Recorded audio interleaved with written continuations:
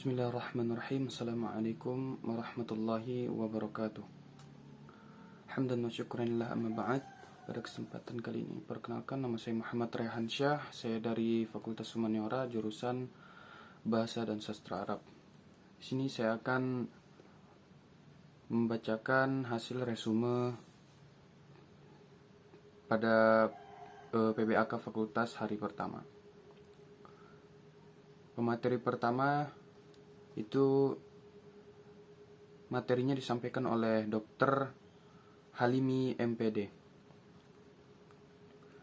Beliau menjelaskan yang pertama sistem kredit semester atau disingkat SKS.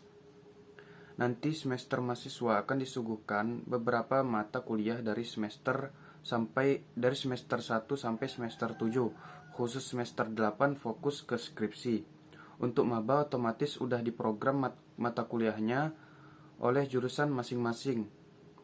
Kemudian SKS atau sistem kredit semester, untuk maba SKS-nya di semester 1 dan 2 sudah ditentukan. Kemudian yang kedua yaitu beban. Beban yang akan diambil mahasiswa ada 150 SKS yang bisa ditempuh selama 8 semester. Step 2 SKS itu 60 menit atau 1 jam. Dan SKS yang terbesar yakni berada di skripsi semester 6. SKS semester 6 yakni setara dengan 3 mata kuliah. Sebesar 6 SKS yakni setara dengan 3 mata kuliah. Kemudian yang ketiga itu gelar. Untuk gelar mahasiswa sastra Inggris itu SS. Untuk gelar mahasiswa BSA yaitu S.Hum. Kemudian di sini beliau menjelaskan juga beberapa evaluasi tujuannya sejauh mana mahasiswa memperoleh atau mendapatkan hasil belajar tersebut. Yang pertama UTS dan UAS. Selain itu juga ada penilaian presentasi, proyek dan lain-lain. Dan semua kegiatan mahasiswa akan dinilai, tidak ada yang tidak dinilai. Nah, nanti dari hasil UAS akan ada IPK. Kemudian kedua yaitu PKL atau praktek kerja lapangan. Setelah mahasiswa melalui mata kuliah, nanti ada prasyarat kalau bisa lulus terutama mata kuliah profesi, baru mahasiswa tersebut bisa melakukan PKL. Kemudian yang tiga itu ujian komprehensif. Ujian keseluruhan mata kuliah dan komprehensif ini sebagai syarat mengikuti ujian skripsi. Kemudian yang keempat yaitu skripsi karya ilmiah yang dituliskan mahasiswa berdasarkan penelitian, kajian teks, dan lain-lain sebagai syarat menyandang sarjana. Kemudian mata kuliah profesi yang pertama pariwisata, bisa menjadi guide atau menjadi guide orang haji dan umroh. Di mata kuliah ini ada 10 sampai dengan 12 mata kuliah. Kemudian pengajaran dan tadris, maksudnya pengajaran. Kemudian yang ketiga itu terjemah, yang keempat jurnalistik, yang kelima perfilman, yang keenam diplomat. Lanjut ke pemateri yang kedua yaitu Dr. Muassomah MSI MPD. Fasilitas, beliau menjelaskan tentang fasilitas dan lain-lain. Yang pertama ruang kuliah, jumlahnya banyak dan di setiap ruang sudah ada wifi yang gunanya untuk mengakses tugas atau mendownload dari dosen, biasa untuk mencari sumber online dengan mudah. Kemudian ruang perpus, perpus pusat UIN mencakup sumber untuk semua fakultas di UIN. Dan perpus fakultas humaniora, buku-buku atau sumber-sumber bahasa, buku-bukunya itu sumber-sumber bahasa Arab, bahasa Indonesia, bahasa Inggris, linguistik, dan sastra. Kemudian cakupan keilmuannya lebih dari linguistik dan sastra sesuai dengan jurusan yang ada di fakultas ini. Kemudian yang ke selanjutnya itu ruang SAC atau Soft Access Center, biasa untuk nonton bareng, berdiskusi dan mengerjakan tugas kelompok. Kemudian atau di sini ada ruang belajar mandiri, belajar berkelompok, nonton bareng, baca buku, ada sekolah sastra, sekolah linguistik dan lain-lain. Tapi ruang ini bukan digunakan untuk jam kuliah tapi di luar jam kuliah. Kemudian ada home theater seperti gedung film sebagai tempat seminar, tempat nonton bareng lebih luas dari SAC, biasa untuk satu angkatan, acara drama, tari, dan atraksi. Kemudian auditorium, yaitu aula buat seminar, lomba-lomba, dan lain-lain, bisa mencakup satu angkatan.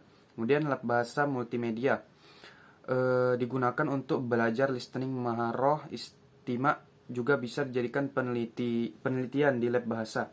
Kemudian galeri seni, bisa memperdalam seni musik, tidak hanya musik modern, musik seperti gamelan juga ada di sini, bisa memperdalam hobi di sini seperti tari dan lain-lain. Kemudian galeri kaligrafi, untuk melatih mahasiswa yang punya background di bidang kaligrafi, meeting room atau ruang rapat, ruang ujian, dan lain-lain. Bisa untuk ujian skripsi dan juga bisa untuk ujian kompre. Kemudian pemateri 3 yaitu Dr. Galuh, Ibu Dr. Galuh Nurrohmah, MPD, MED. Fakultas Humaniora di sini belum menjelaskan tentang visi dan hal-hal yang berkenaan dengan Fakultas Humaniora. Pertama itu Fakultas Humaniora memiliki visi yaitu mewujudkan Fakultas Humaniora integrasi dalam memadukan sains dan Islam yang bereputasi internasional. Ini adalah cita-citanya akan kita raih sebagai sivitas akademik di Fakultas Humaniora. Siapakah sivitas akademika itu? Dosen adalah tenaga kependidikan dan juga ada mahasiswa. Dalam hal ini mahasiswa adalah mahasiswa baru di semester ini. Kemudian misinya itu memberikan pembinaan dan pengembangan kemahasiswaan berbasis nilai-nilai Islam dalam membentuk mahasiswa yang bernilai spiritual, keagungan akhlak, keluasan ilmu, dan kematangan profesional. Kemudian misinya yang pertama itu ini terkenal dengan 4 pilar, 4 yang akan mengantarkan anak-anak menjadi sarjana ulul albab. Kedua adalah menyelenggarakan kegiatan yang memacu penalaran dan minat bakat dalam bidang humaniora, budaya, teknologi, dan seni budaya yang bernafaskan Islam. Jadi sesuai dengan fakultas kita, itu Fakultas Humaniora, tentunya tidak akan jauh dengan ruang-ruang atau area-area yang dekat dengan humaniora, budaya, dan juga teknologi. Kemudian yang ketiga adalah mengembangkan jiwa kepemimpinan sosial dan kepeloporan dalam masyarakat berbasis nilai-nilai Islam dan budaya Indonesia. Yang keempat yaitu mengembangkan kemandirian dan profesionalisme. Sebenarnya tujuan kita memiliki cita-cita dan misi dan tujuannya adalah mahasiswa memiliki kedalaman spiritual, mahasiswa memiliki keagungan akhlak, ilmu, dan kematangan profesional. Ini merupakan manifestasi dari instan kamil atau manusia seutuhnya, secara spiritual, secara emosional, secara sosial, secara intelektual itu matang. Tujuan yang kedua adalah mahasiswa memiliki kreativitas, inovasi, dan prestasi di bidang akademik dan non-akademik. Kemudian tujuan yang ketiga adalah mahasiswa memiliki jiwa kepemimpinan, sosial, dan kepeloporan, sehingga semuanya akan bermuara kepada misi. Yang keempat kemandirian dan profesionalisme untuk mencapai visi misi dan tujuan, tentunya memberikan program-program pembinaan dan pengembangan yang nantinya akan memfasilitasi mahasiswa yang memiliki atau mencapai salah satu atau semua dimensi tadi.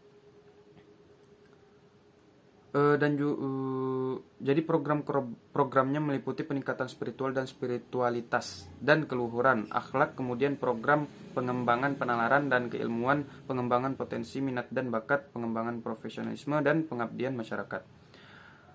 Dan Fakultas Humaniora juga memiliki beberapa kriteria supaya program-program tadi menjadi program-program dan tetap tepat sasaran dan juga dilakukan secara tepat.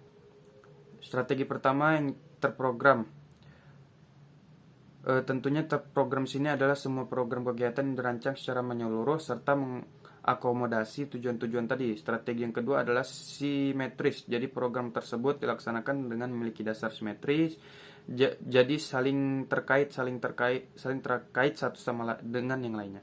Dan strategi yang ketiga itu bertahap dan berkesinambungan dalam pembinaan dan pengembangan mahasiswa, dimulai dari PPAK sebagai langkah awal pembinaan mahasiswa. Setelah PPAK yaitu pengenalan budaya akademik, kampus tidak akan berhenti begitu saja di PPAK.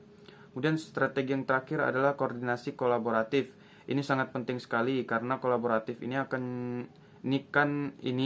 juga salah satu skill yang sangat dibutuhkan di era digital saat ini. Salah satunya adalah kolaboratif.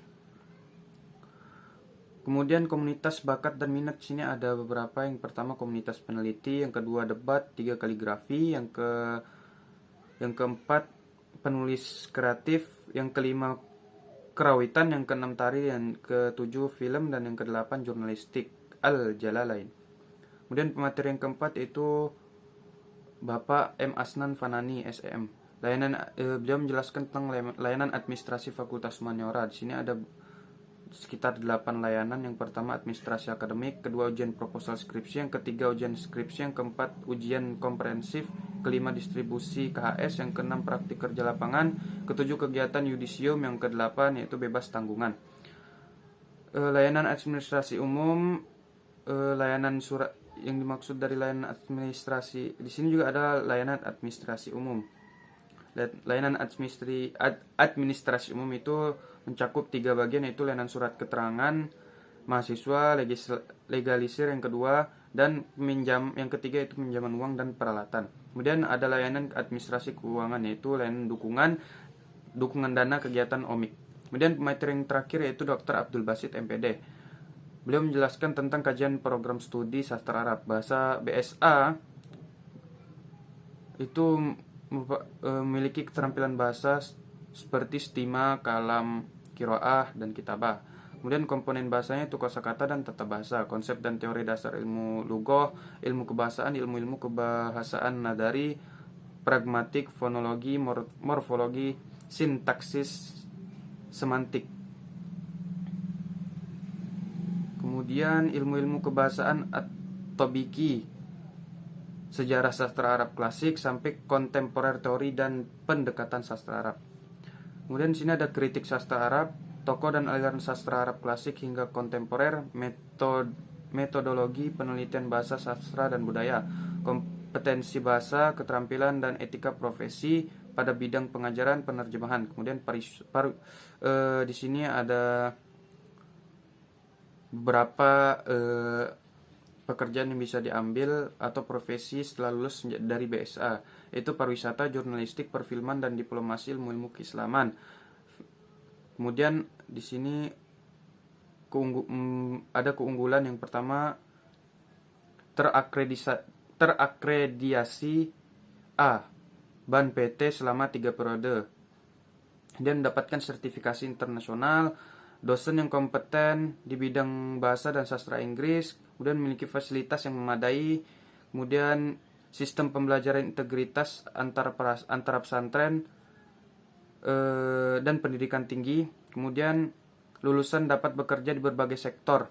Lalu kemudian di sini ada juga memiliki sistem informasi yang relatif cukup terintegrasi dengan sistem informasi dan lain-lain.